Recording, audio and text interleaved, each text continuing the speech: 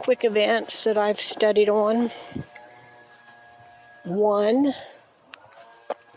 after Jeannie had the baby, I was standing right beside Mrs. Sexton, Miss Hogue, Jean Hogue, the organist and the mother of Debbie, Vicky, and Jeannie. And she said, it was a boy, it was stillborn.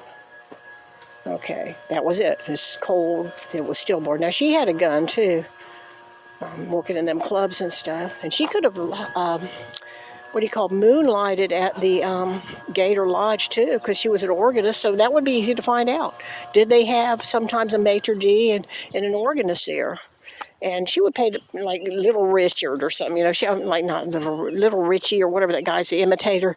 She would dress up with a leopard skin jacket and look exactly like Liz Taylor. But okay, at a point when I was no longer that great of friends with Debbie, we parted ways basically. She came by on a pastel colored bicycle. I don't know if it was green. I don't know if it was. Oh, by the way, Jeannie had a Mustang, a '65 Mustang. But anyway. It's odd, isn't it? I've got a picture of her. It was pale blue, apparently, but I thought it was pink. And then there was a Valiant, just like the Valiant in that search in Colorado or Aspen, that satellite-looking, spaceship-looking Valiant, the little white one. Anyway, Debbie comes to me and says, we've got to go take this letter to a guy.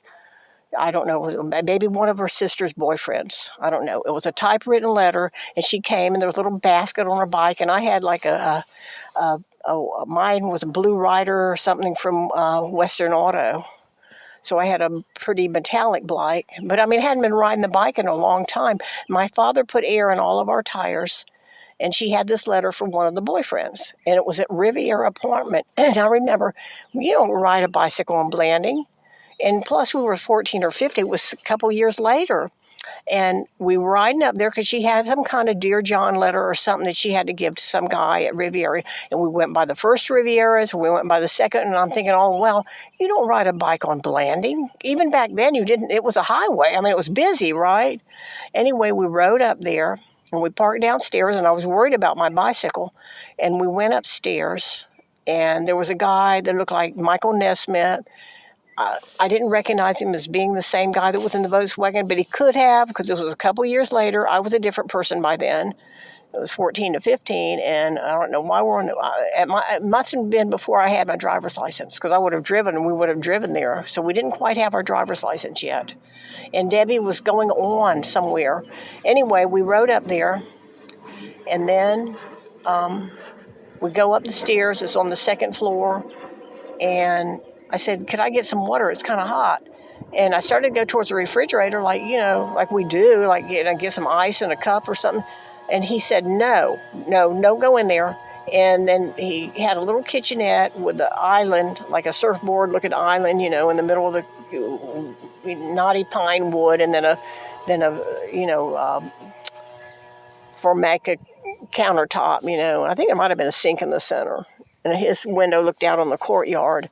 And then he was tall, and I think he was wearing like a turtleneck, and his hair was not shoulder length. It was like they had it on the Beatles. It was over his ears, right down to his neckline. Not long where you could tie it back, but not short either.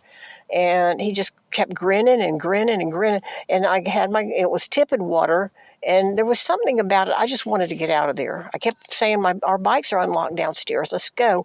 And if she was giving him like a Dear John letter, whoever he was, wouldn't that make you a little mad? It was written letter, like a legal document or something. And then we went down, and that was it. But she wanted me to go with her. She didn't take Kathleen. She didn't go on her own. And I hadn't seen her in a while, and here we are, riding 3.5, 4 mile on highways. All right, that was something weird. The keys. Oh my God, I had to do this. It was hard. I must have wrote 15 people to find this out. In the 1950s, Germany had gone through the war. The world looked down on Germany. Germany was starving. It had to have the Marshall Plan and all this.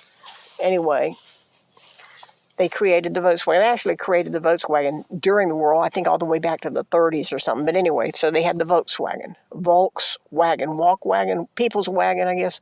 Anyway, If you go to Ford, they had 1,000 profile keys. In other words, if you had a giant parking lot at a mall, you'd have to go to 1,000 galaxies before the key of the other person's would match your key. 1,000 key profiles in Ford. Chevrolet or GM had 8,000 profiles. That's what they called them, profiles.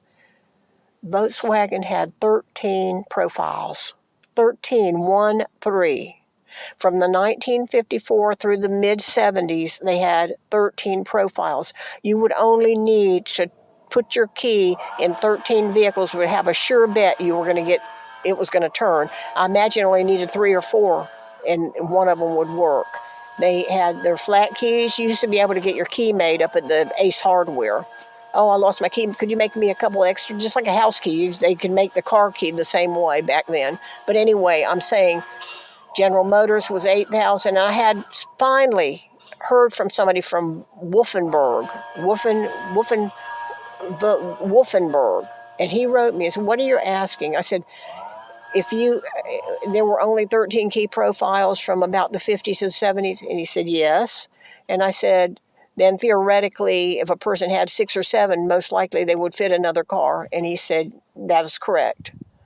And it's in my emails if you want to dig back. I think that's very substantial because I think he had already seen that reddish-orange Volkswagen when he took out from Tallahassee, and took out to go west. He was mimicking the trip he had taken so many years ago.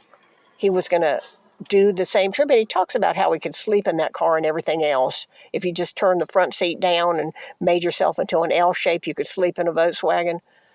How did he know? Where was he sleeping in the Volkswagen? And he had a Volkswagen when he first graduated from high school, a 54 Volkswagen. First he bought a Plymouth, then he bought the Volkswagen. Never says what happened. He maybe had to turn him in because he had burglary charges or something. I don't know. Anyway, the key thing, I think that's amazing that I found that out. All right, thank you guys.